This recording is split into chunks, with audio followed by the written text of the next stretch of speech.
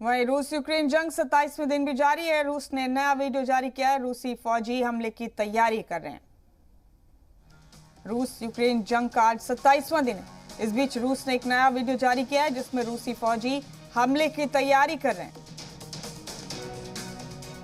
अहम update Russia और Ukraine की जंग के हवाले से आपको दे रहे हैं। रूस के हवाई हमलों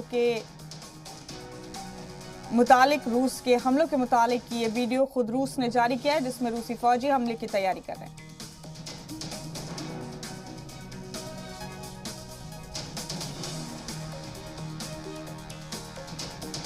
तमाम अहम अपडेट रूस और यूक्रेन की जंग के हवाले से आप तक पहुंचा